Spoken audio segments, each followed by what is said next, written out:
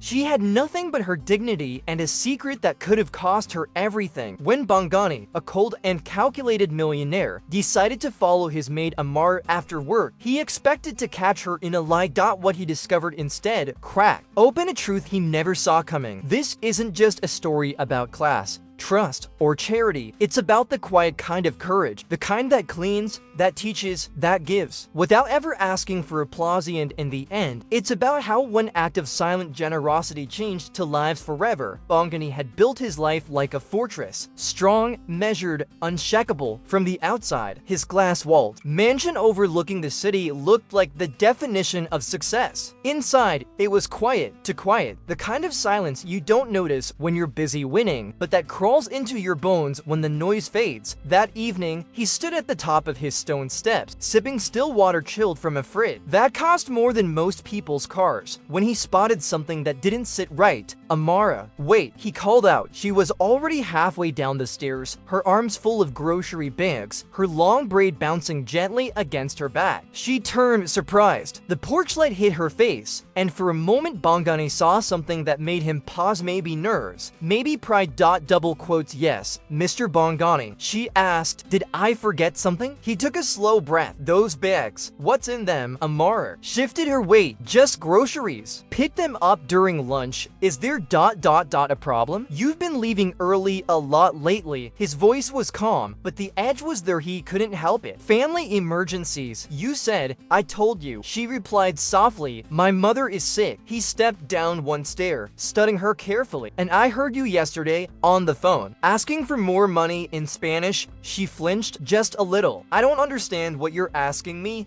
I'm not asking, Bongani said quietly. I'm telling you, I know something's going on. For a moment, neither spoke, just the sound of cars in the distance and a breeze that rustled the ivy climbing his mansion walls. If you don't trust me, Amar said finally, lifting her chin, maybe you should hire someone else. And then she turned and walked off, those same grocery bags swinging with each step like silent accusation. Bongani watched her disappear around the corner of the gate, his jaw tensed, his hands curled at his sides. Inside, the house felt colder. He poured himself a neat scotch and stood at the window, staring out at the city he owned in pieces. He told himself it was logic, protection, caution, but it felt like loneliness in disguise. His phone buzzed. David, his assistant and the only person he halfway trusted. Any update on Amra's background? Bongani asked flatly. Clean. David replied, same as the last 3. You're being paranoid again. She browses expensive jewelry sites on lunch breaks, sends money overseas, leaves early. Same pattern.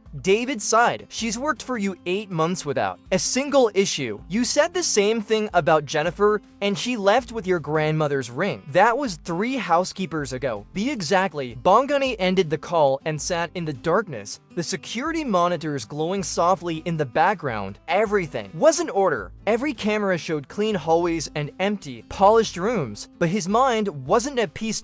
So he pulled up Amra's file. No red flags, solid references, verified document, and yet gaps, question, quiet little inconsistencies. He remembered the receipt he'd found tucked in her coat pocket, a $500 wire transfer to Honduras. She'd said it was for family, then quickly changed the subject. He remembered her on her phone, murmuring in Spanish words he didn't fully catch except one, Mazdi Inero. And he remembered the sting of betrayal far too many times. So when his phone buzzed again with a message from Amara, working late tonight, don't wait up. Bongani didn't just sit with it. He got in his car. If she was lying, he needed to know. If she was stealing, he had to see it with his own eyes. And if she wasn't, well, he wasn't sure what would hurt more. The discovery Bongani wasn't a man prone to impulse. But that night, something inside him snapped loose. Curiosity, suspicion, fear, pride, all wrapped into the weight of his car keys in his palm. He slid behind the wheel of his sleek black Mercedes, the engine humming like a secret. He knew Amra's routine, knew which bus she usually took, which route it followed. He'd mapped it once, telling himself it was for her safety. But tonight,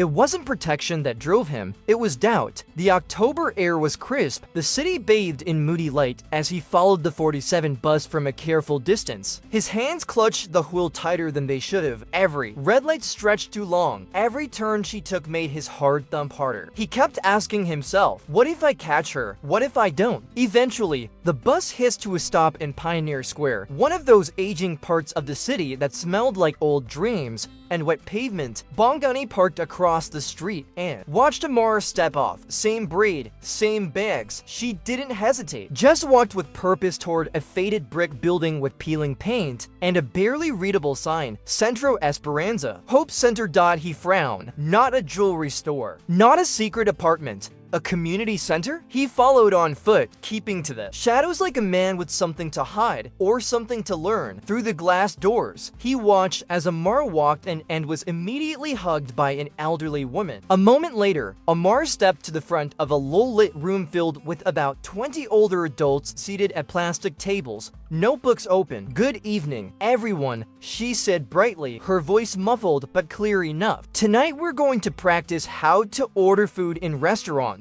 Who remembers last week's phrases? Bongani blinked. He stood frozen, watching a woman he thought he knew transform in front of him. Over the next hour, he watched her gently correct pronunciation, kneel beside frustrated learners, whisper encouragements in Spanish, and smile, truly smile. Not the polite smile she gave him while dusting shelves. A full, open, joyful expression that made her glow. When class ended, she opened her grocery bags, but not for herself. She made plates of sandwiches, handed out crackers, fruit, juice boxes. Her students, elderly, immigrant, invisible too, most of the world, ate while laughing and chatting in broken English and fluent gratitude. Bongani took a step back from the window. The receipt, the phone call, the missing lunch breaks, they weren't part of his scam. They were part of his sacrifice. He drove home in a haze. He'd spent weeks hunting proof that Amara was untrustworthy and instead found proof that he'd built his entire world around the wrong assumptions.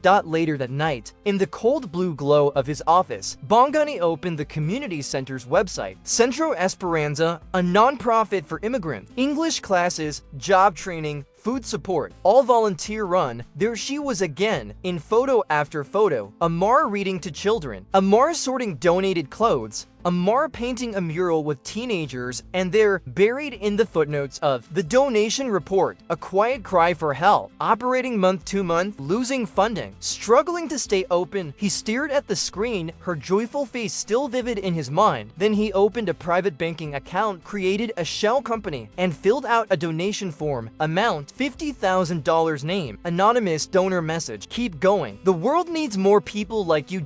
And for the first time in a long time, Bongani felt his money do something more than just buy. It helped. Part 3. The shift. While weeks passed, Amra's rhythm stayed the same. Early mornings at Bongani mansion, quiet smiles, tidy movements, nothing dramatic. But something about her felt different now, to him at least. Like knowing her secret had shifted the lens through which he saw her. She wasn't just a maid, she was a quiet storm of purpose. And it haunted him. She never mentioned the donation. Not once, not directly, but on the third Thursday, Bongani noticed a subtle difference.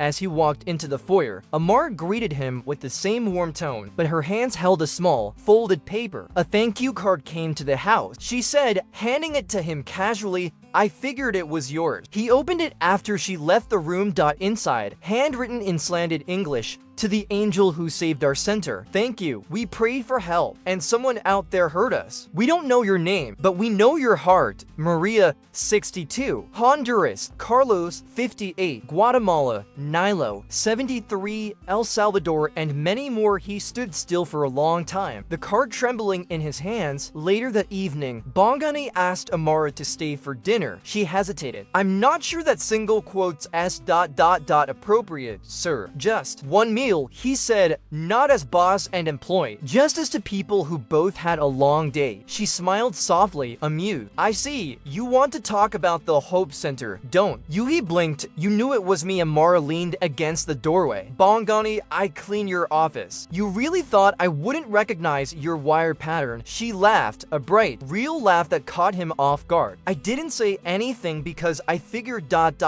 Maybe you needed to do something good in secret. And maybe Maybe I needed to learn to accept help without needing to return it. That night, over grilled vegetables and store-bought pie, they talked like strangers who already knew too much about each other, but still wanted to know more. They didn't talk about love. Not yet, but the spark was there. They talked about broken families, about faith, about why people give and why it's so hard to ask, and about how silence isn't always peace sometimes. It's just a locked door waiting for someone to knock. Few months later, Hope Center grew. With funding secure, Amara hired two part-time teachers and a bilingual coordinator. Bongani visited once, quietly, in the back, wearing sunglasses and a hoodie like he was hiding from his own path. The students didn't know who he was, but they smiled at him anyway. Because Amar smiled at him, he still lived in his mansion, still wore suits, still ran a company worth billions. But every Friday at 7:15 p.m., a message would arrive: class was full tonight, Maria brought pupusas. Everyone misses you, and Bongani would reply,